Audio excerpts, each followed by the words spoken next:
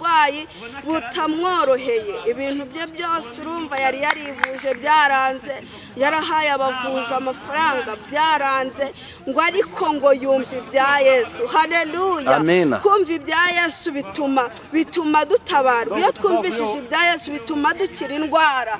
Uyu mugore yari yararanganyije amaso, yari yarirukanse yararushye, iyi ndwara yari amaze imyaka 12 ngo ayirwaye, ngo ariko ngo arangije ngo yumva ibya Yesu, ibintu byari bimaze kumushiraho. Urumva yari yaraciye inzira nyinshi kugira ngo arebe ko iyo ndwara yamushiraho, ariko biranga, ariko yumvishije ibya Yesu agenda amwirukankaho. Imana itugirire neza, yirukanka kuri Yesu, aravuga ngo uyu mugabo uko bigenda kose, uko byagenda kose, ndi kubona abantu bari kumwirukankaho, nanjye namwirukankaho nkareba ko iyi ndwara yabasha gukira. Imana idutabare, Imana itugirire neza. Bivuze ngo nawashakanye Imana umwete ngo ayibure, bivuga ngo ntawasenze Imana ibure kumutabara. Imana itugirire neza. Uyu mugore nawe bivuze ngo yizeye Yesu, yiringiye Imana, arangije ngo agiye kumva yumva uburwayi bwe, akimukoraho gusa, akimukora ku mwenda we, yumva uburwayi bwe buragiye, yumva arakize. Imana idutabare, Imana itugirire neza. Nawe birashoboka, ushobora kuba utarwaye ariko bishobora kuba warapfundikanyije, birashoboka ko waciye mu nzira zitandukanye ariko ibyawe biranga, ariko ya masana kuzana ijambo rivuga ngo irukanka kuri Yesu, kwangije ngo yegera Yesu. Yesu amaze kubaza ngo mbese ninde unkozeho, ngo avugisha ukuri, aravuga ngo databuja ni njyewe. Imana idutabare, Imana itugirire neza. Yesu nta kindi yahise amubwira, yaramubwiye ngo kwizera kwawe kuragukijije kandi icyago cyawe rwose kikuvuyeho. Imana itugirire neza. Yesu iyo yaje gukuraho uburwayi, ibugukuraho ibugukuyeho. Yesu iyo yaje kugukuraho ikibazo, ikigukuraho ikigukuyeho. Mu izina rya Yesu izera Imana, izera Imana. Haracyari Imana ikora. Imana yacu ko yahoze kera n'uyu munsi niko ikiri.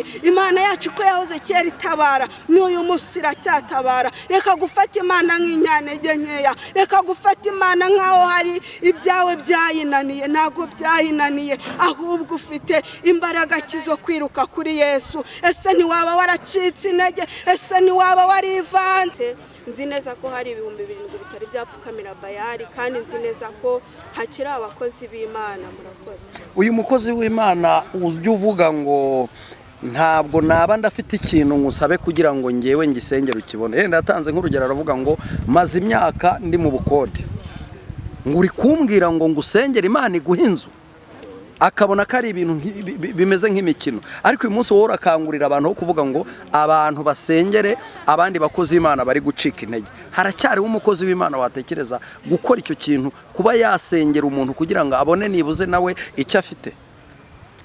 Ubundi bajya bavuga ngo hari abantu bajya bibagirwa ahantu Imana yabakuye, ugasanga bakiri muri bwa buzima nyine, ubuzima buri hasi, bacyurira imisozi, bagikora amasengesho, ugasanga nyine niho barimo baravuga iby'Imana, bari kugushishikariza ko wakora amasengesho, bari kugushishikariza ko wakambara imbaraga. Ariko abakozi Imana benshi mbona hari amagarade bamaze kugeraho, aho umwe agera mu rwego rwo kuvuga ngo ngewe ntago nzongera kwiyiriza ubusa, ngo ngewe Imana yarambujije. Nkibaza rero uwo muntu Imana yabujije kwiyiriza ubusa, kandi kwiyiriza ubusa nzi neza ko ari ibintu bituma twongerwamo imbaraga, ukumva ni ikibazo gikomeye cyane.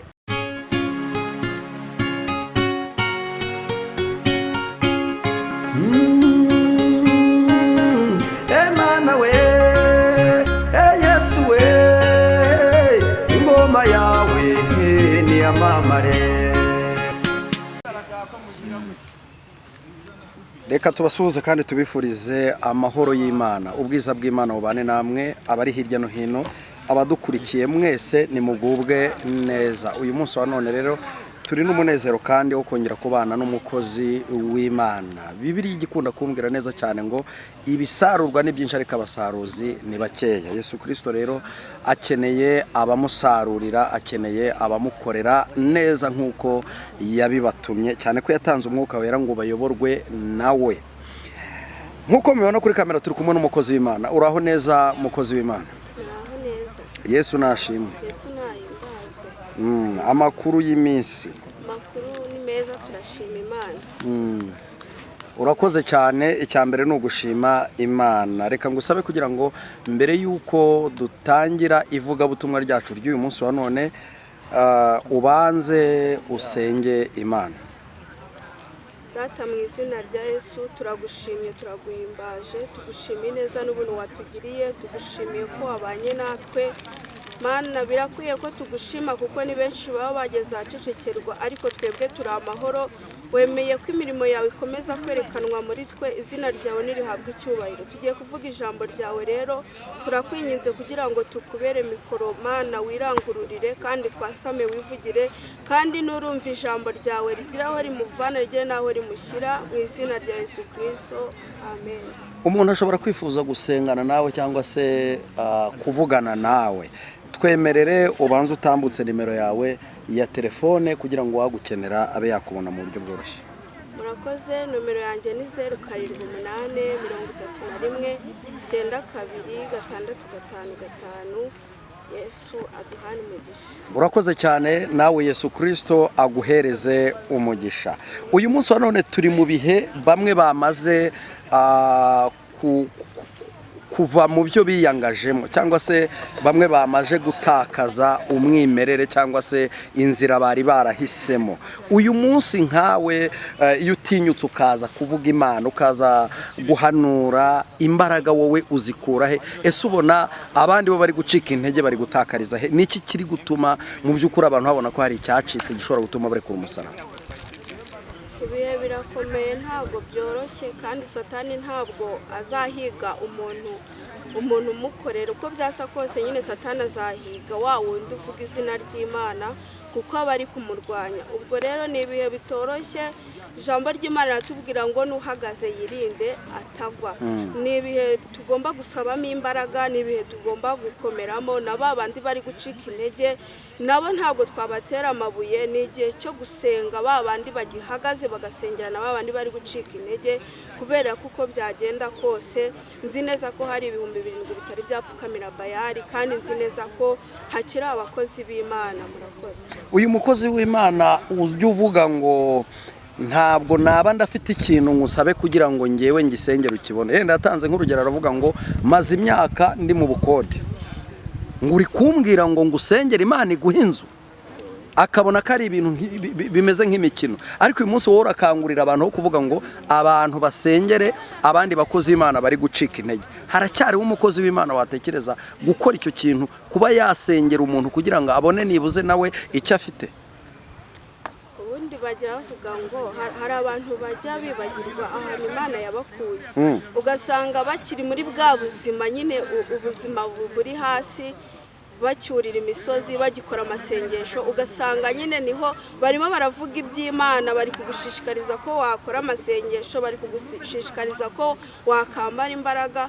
Ariko abakozi Imana benshi mbona hari amagarade bamaze kugeraho, aho umwe agera mu rwego rwo kuvuga ngo ngewe ntabwo nzongera kwiyiriza ubusa, ngo ngewe Imana yarambujije. Nkibaza rero uwo muntu Imana yabujije kwiyiriza ubusa, kandi kwiyiriza ubusa nzi neza ko ari ibintu bituma twongerwamo imbaraga, ukumva ni ikibazo gikomeye cyane. Ariko uko byagenda kose ntabwo bikwiriye ko dutera amabuye abandi, kuko nyine turi mu isi.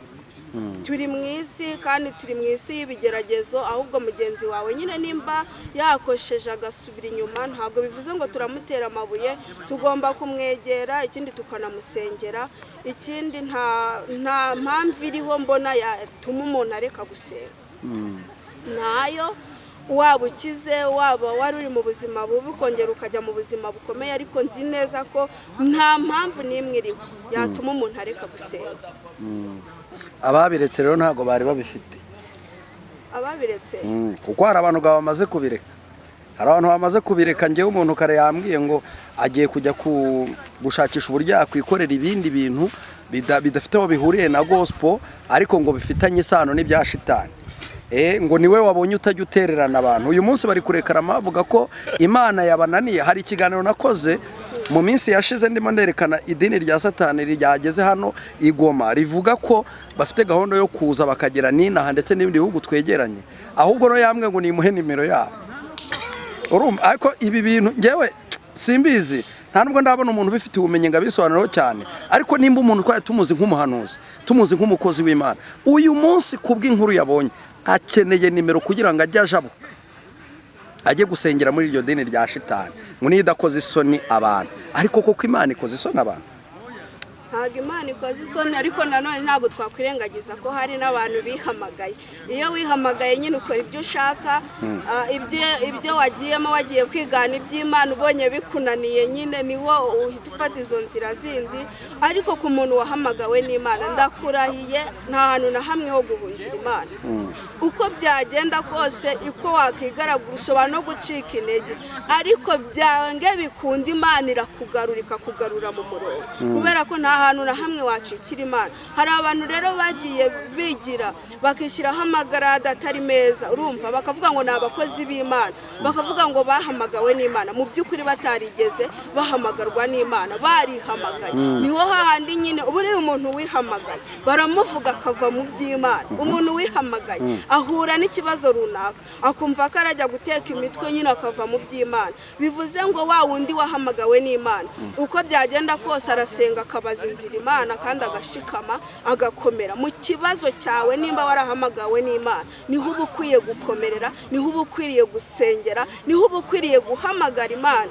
Uwo muntu rero icyo namumwibwirira, uwo muntu namubwira ngo agarukire aho ngaho, kuko urumva nawe nyine ari kujya mu nzira zitari nziza. Agarukira aho ngaho kandi agerageze, urumva arimo arafata iby'Imana agafata n'iby'isi. Uko byagenda kose, iyo ufashe inzira ebyiri utanyukira mu nzira. Yafata inzira imwe ubundi agakurikira Imana. Urakoze cyane. Ubwo rero abatwumva nibo babwirwa kandi nabo bakwiye kugira icyo babitekereza aho.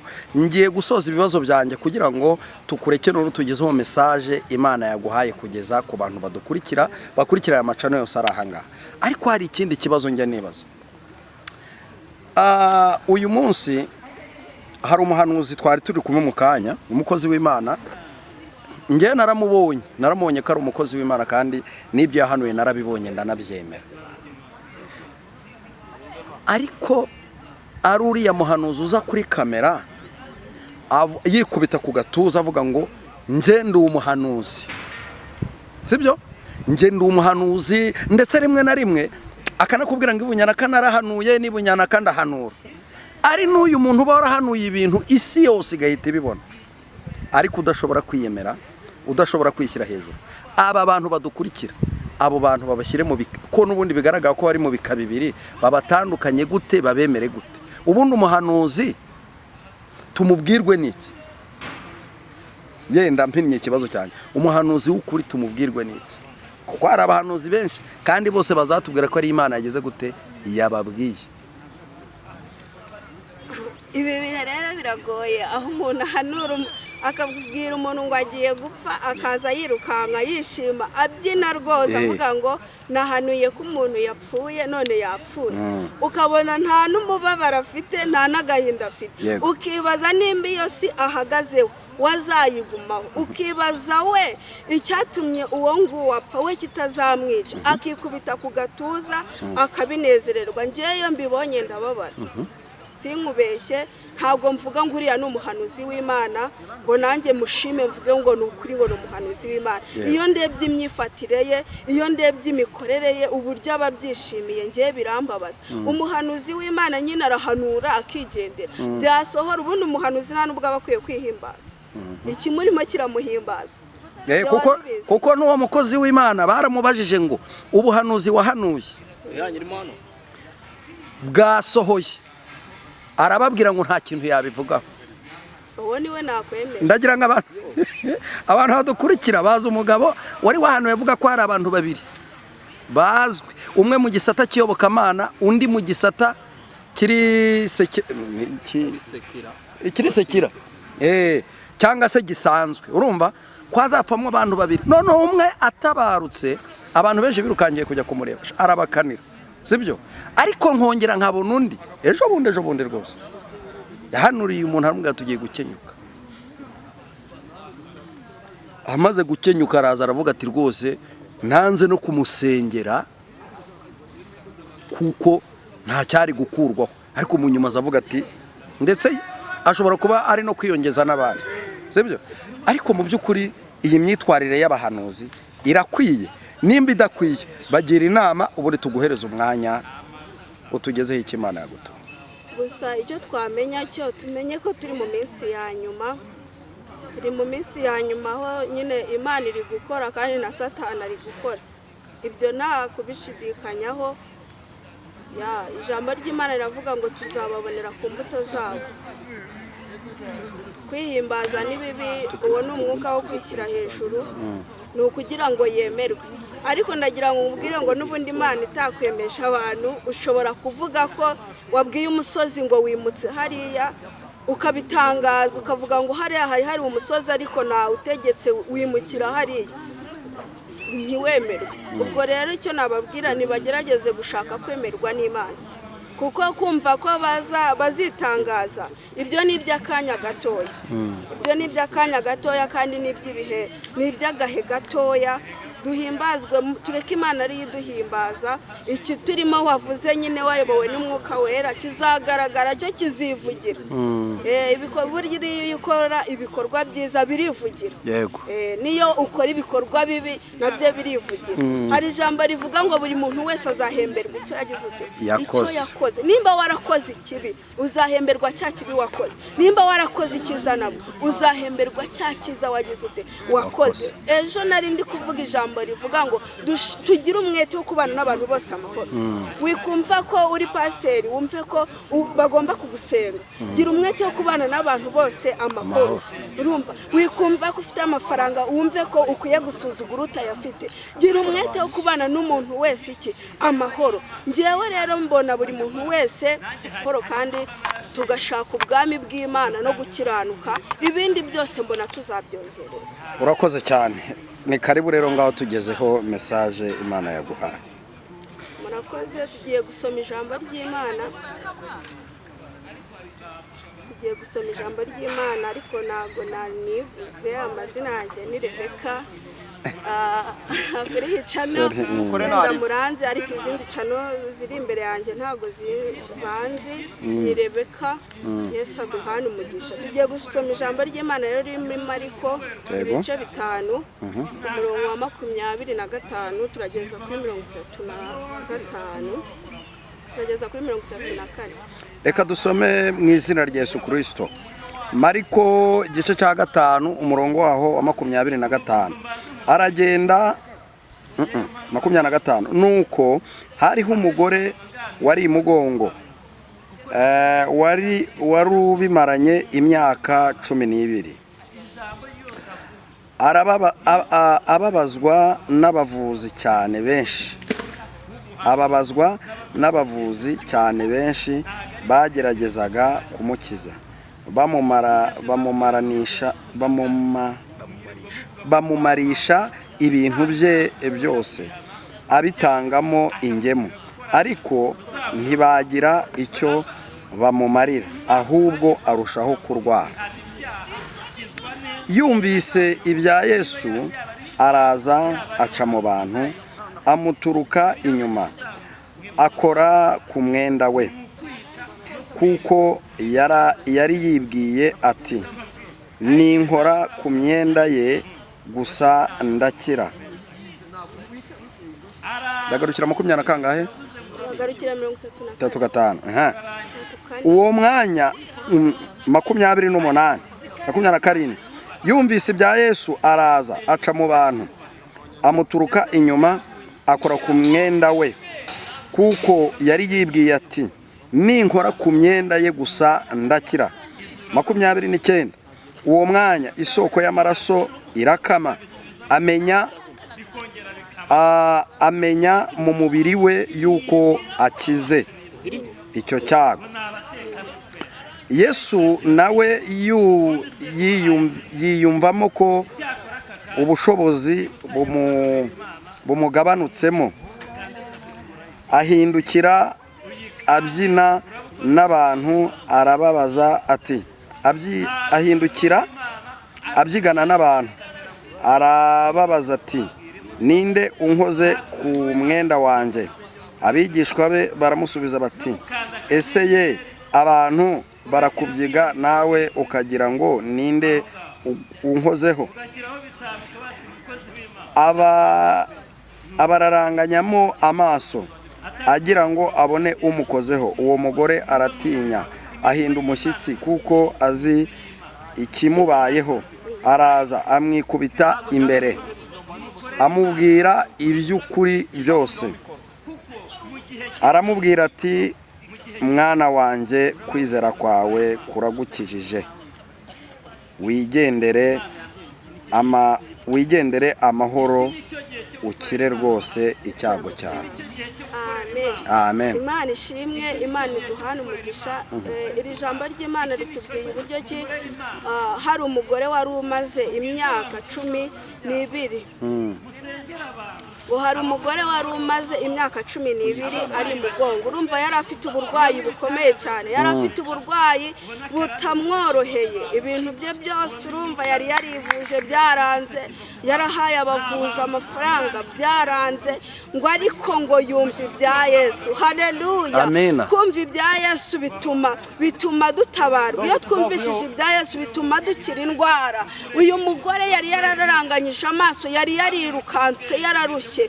Iyi ndwara yari amaze imyaka 12 ngo ayirwaye, ngo ariko ngo arangije ngo yumva ibya Yesu. Ibintu byari bimaze kumushiraho. Urumva yari yaraciye inzira nyinshi kugira ngo arebe ko iyo ndwara yamushiraho, ariko biranga. Ariko yumvishije ibya Yesu agenda amwirukankaho. Imana itugirire neza. Yirukanka kuri Yesu, aravuga ngo uyu mugabo uko byagenda kose ndi kubona abantu bari kumwirukankaho, nanjye namwirukankaho nkareba ko iyi ndwara yabasha gukira. Imana idutabare, Imana itugirire neza. Bivuze ngo ntawashakanye Imana umwete ngo ayibure, bivuga ngo ntawasenze Imana ibure kumutabara. Imana itugirire neza. Uyu mugore nawe bivuze ngo yizeye Yesu, yiringiye Imana, arangije ngo agiye kumva yumva uburwayi bwe, akimukoraho gusa, akimukora ku mwenda we, yumva uburwayi bwe buragiye, yumva arakize. Imana idutabare, Imana itugirire neza. Nawe birashoboka ushobora kuba utarwaye, ariko bishobora kuba warapfundikanyije, birashoboka ko waciye mu nzira zitandukanye, ariko ibyawe biranga. Ariko aya masana kuzana ijambo rivuga ngo irukanka kuri Yesu, kora kuri Yesu, kuko uyu mugore yakoze kuri Yesu, Yesu yumva ko amukozeho. Haleluya. Hari igihe dusenga amasengesho, Imana ikumva ko koko amasengesho twasenze yayagezeho, bikayitera guhaguruka, bikayitera gukora. Nawe kora kuri Yesu abimenye. Aya masaha n'uburwayi bwawe wahamagara Imana ugakora kuri Yesu, Yesu akaza kugukiza. Aya masaha n'ikibazo cyawe ufite wakora kuri Yesu, Yesu bikamutera kubaza ngo mbese ninde unkozeho. Haleluya. Imana itugirire neza. Birashoboka ko wacuruje ugahomba, birashoboka ko umaze imyaka myinshi, ariko Uwiteka n'umukoraho arakugirira neza, aragutabara, arakurengera. Kuko uyu mugore yari aruhijwe cyane, uyu mugore yari afite ikibazo kimukomereye. Imyaka 12 uri mugongo, urwaye iyo ndwara, ntabwo ari ikintu cyoroshye. Imana idutabare, Imana itugirire neza. Ariko ngo yumva ibya Yesu. Ndagira ngo niwumva ibya Yesu nawe ntubice amazi, kuko iyo abyumva akabitesha agaciro, birashoboka ko atari gukira indwara. Iyo abyumva ntamukurikire, ntagire umuhate wo kumwirukankaho, amukore ku mwenda, birashoboka ko iyo ndwara itari gukira. Rero ndagusaba ngo uve mu byurimo. Birashoboka ko wagiye mu bapfumu, amafaranga yagushizeho bitewe n'ikibazo runaka wagiye kwivuza, bitewe n'intambara runaka ufite. Ibyo ntacyo byakunanira, nta kintu na kimwe byakumarira, ahubwo garukira aho ngaho, garukira aho ngaho, irukanka kuri Yesu. Yesu niwe nzira n'ukuri ndetse n'ubugingo. Yesu niwe utanga amahoro, Yesu niwe ukiza uburwayi, Yesu niwe ujya ubasha guhindura ibyanze guhinduka. Imana itugirire neza, Imana idutabare. Uyu mugore yirukanse kuri Yesu, yarababaye, yaruhijwe kandi yumva aremerewe, ariko ngo Yesu agiye kumva yumva umuntu umukozeho. Yesu arabaza ngo mbese ninde unkozeho. haleluya. Senga Imana mu buryo ikwemera, yumve ko isengesho uri gusenga riri kuyigeraho. Senga Imana ku buryo uyigeraho, ku buryo yumva ko ikibazo cyawe cyayigezeho. Imana yacu irumva kandi ibera hose icyarimwe. Nagira ngo nkubwire ngo Yesu yari afite abantu benshi bamukikije, yari afite abantu benshi bamukurikiye.